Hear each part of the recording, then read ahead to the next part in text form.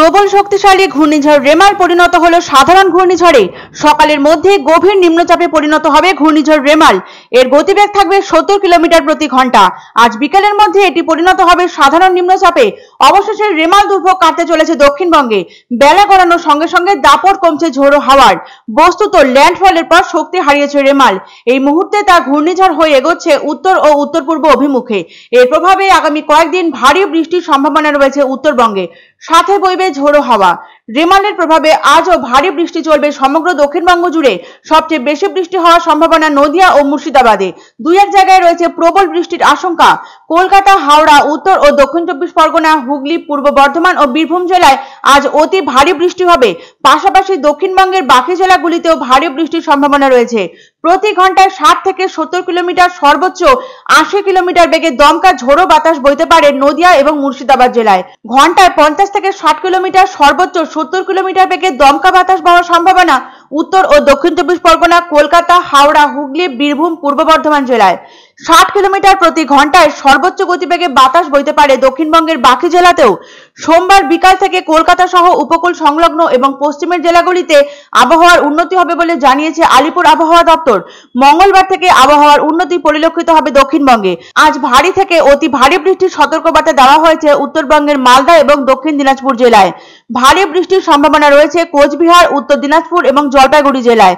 তবে উত্তরবঙ্গে বৃষ্টিপাতের পরিমাণ বাড়বে মঙ্গলবার। 200 মিলিমিটার বা তার চেয়েও বেশি বৃষ্টিপাত হতে পারে কোচবিহার, জলপাইগুড়ি ও আলিপুরদুয়ার জেলায়। আজ ভারী বৃষ্টিপাতের আশঙ্কা রয়েছে দার্জিলিং, কালিম্পং, উত্তর ও দক্ষিণ দিনাজপুরে। উত্তরবঙ্গের কোচবিহার, আলিপুরদুয়ার এবং জলপাইগুড়ি জেলায় বুধবারেও ভারী বৃষ্টি হতে পারে বলে জানিয়েছে হাওয়া অফিস। তবে শুধু বৃষ্টিপাতই নয়, উত্তরবঙ্গের মালদা, উত্তর ও দক্ষিণ দিনাজপুরে আজ 55 কিলোমিটার গতিবেগে বইতে পারে ঝোড়ো হাওয়া। পাশাপাশি দমকা ঝোড়ো বাতাস বয়ে যাওয়ার সম্ভাবনা আজ উত্তরবঙ্গের অন্যান্য জেলাগুলিতেও। গতকাল রেমালের ল্যান্ডফলের প্রক্রিয়া সম্পন্ন হয়। আলিপুর আবহাওয়া দপ্তরের অধিকর্তা হাবিবুর রহমান বিশ্বাস জানান, আজ ভোর 4:30 নাগাদ পশ্চিমবঙ্গের উপকূল লাগোয়া বাংলাদেশের স্থলভাগে অবস্থান ছিল রেমালের। পাশাপাশি তিনি আরো জানান, ক্রমশ উত্তর এবং উত্তর পূর্ব দিকে সরে যাচ্ছে রেমাল। এর প্রভাবে কলকাতা, দমদম, হলদিয়ায় অতি ভারী বৃষ্টি হয়েছে।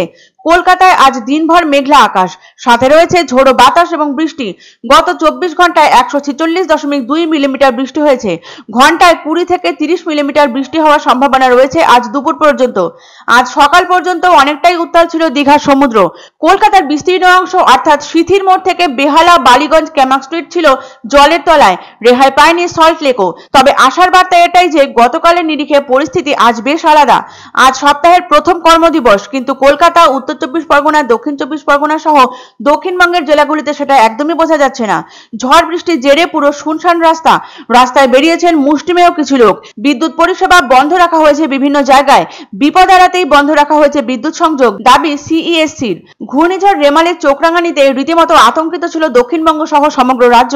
ধীরে ধীরে পরিস্থিতি স্বাভাবিক হওয়ায় নিজ ছন্দে ফেরার চেষ্টা চালিয়ে যাচ্ছে মানুষ থেকে প্রকৃতি। উত্তরবঙ্গে মূলত যেটা হবে, বৃষ্টিপাতের পরিমাণটাই বেশি হবে, কারণ আমাদের এখন ঘূর্ণিঝড় তো দুর্বল হয়ে পড়বে এবং উত্তর পূর্ব দিকে চলে যাবে। তার জন্য বৃষ্টিপাতের পরিমাণটাই উত্তরবঙ্গে মূলত থাকবে বেশি।